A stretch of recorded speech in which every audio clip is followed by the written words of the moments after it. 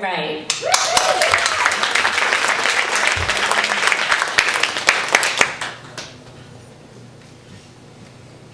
Hi. Everything's a little short. Not sure how to do this. I do want to say thank you to Sergeant Brownie for finding my bracelet. I also wanted to, I thought the people that I sort of suggested they had taken my table when of course they had not, might be happy to know I walked in the men's room and was confused. I thought it was the women's room and I couldn't understand why this man was in there at the urinals. So, it's not just you, it's totally me. So, just saying. Okay. Just before my 13th birthday, my mother broke her leg in 4 places. Spiral fracture and osteoporosis. The healing did not go well. She was in a cast for 13 months.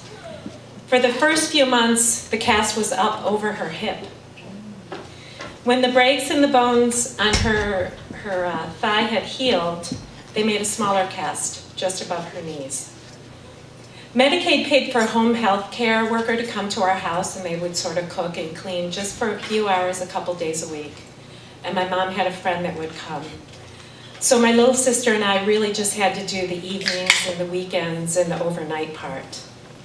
But as things went along, and especially once they took the hip cast off my mom, it was really just up to my sister and I. We cared for her as best we could. We grocery shopped, we cooked, we cleaned, and we spent a lot of time trying to entertain her. We would get in her bed and play Clue with her. We would play music for her.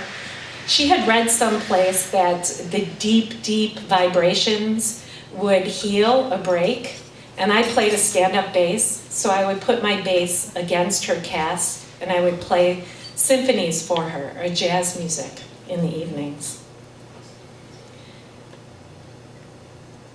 In the summertime, we would put her in a bathing suit, stick her in her wheelchair, and ride her 8 blocks up to the city park, and we'd wet a towel, put it around her shoulders so we could play in the pool.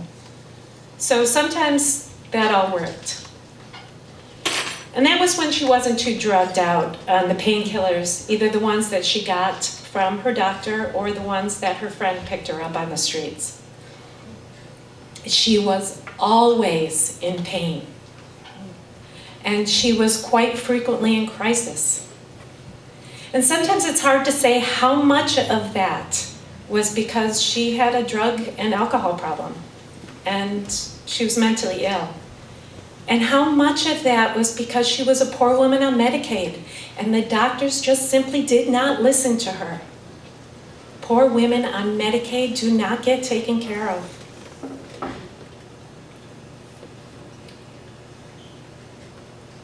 When she got that cast that was up over her knee, she said, "This is not right. The pain is worse." And she said, "It looks funny." And I have to admit, it looked funny. She went back to the doctor over and over again. She went to the hospital and no one listened to her.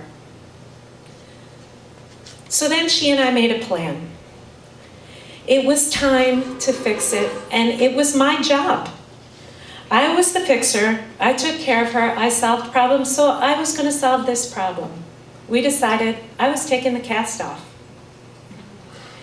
So we had one of those old clawfoot bathtubs, and my mom had painted long ago, before all this, the bottom black with gold dust all over it and big gold feet on the bottom of it. So we decided we're going to just stick her in that tub, and that'll soften up the cast, and I should be able to take it off. Seemed like a good plan, but it did not come off as easily as we planned, so we needed another plan. My sister went to the basement. We lived in this big old Victorian. My sister ran to the basement and she came back with a hammer and a chisel. So taking off the cast proceeded.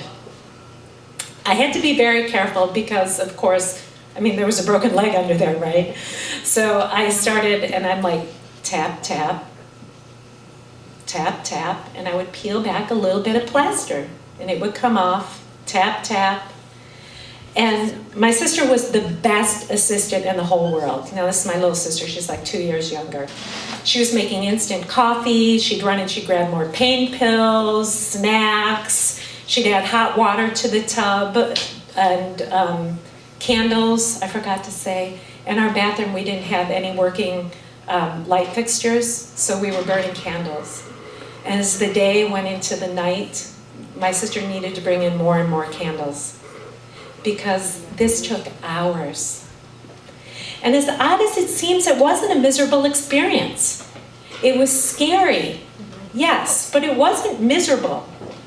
I mean, my mom had this idea, if I could get that cast off, that maybe she could walk. And of course, you know, I knew this wasn't true. I knew she wasn't going to walk.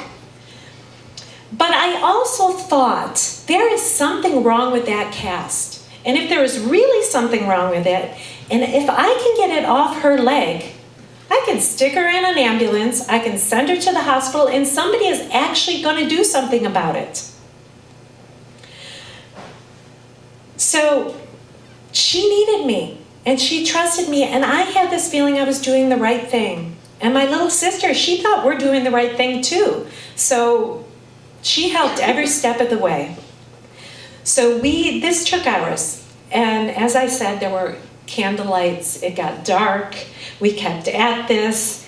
And at some point, as I was chiseling away at this cast, it got thin enough that I was able to cut it with a pair of scissors.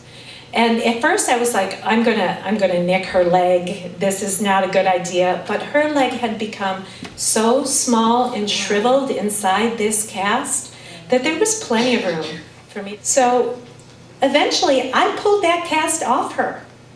And we cheered. We're all like, yes, there she is. She's in this bathtub. There's plaster all around her. She's completely naked. The cast is off. And then she screamed. So we didn't have a phone at this time, but our upstairs neighbors did. So my sister ran for pain medication, I ran upstairs, and I called the ambulance. And you should have seen the look on these two young paramedics when they answered the call. They walk in the door, and here is my mother sitting in this big, and remember, this bathtub is black and covered with gold glitter with two big gold feet, and my mother's completely naked in a bathtub filled with plaster. And she's screaming.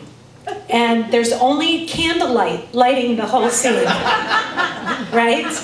And on the floor next to the bathtub is the cast and a hammer and chisel. And so the paramedic looks at me, since I, of course, am the oldest person in the room not screaming, and he says, "What happened here?" And I said, "I took her cast off." And he says, "Why would you do that?" And I said, "Well, because she asked me to." And he says, "Do you think that was a good idea?" And I said, "Well, I think the issue right now is that she needs to get to the hospital quickly." And so that's what happened.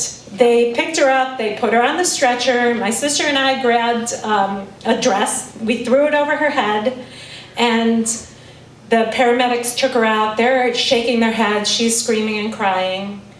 And my sister and I clean up the plaster. We sit in front of the TV. We watch some shows, we eat sandwiches, we eat ice cream, and we wait. And it takes several hours. But after a few hours, my mom comes home in a cab, and she's smiling.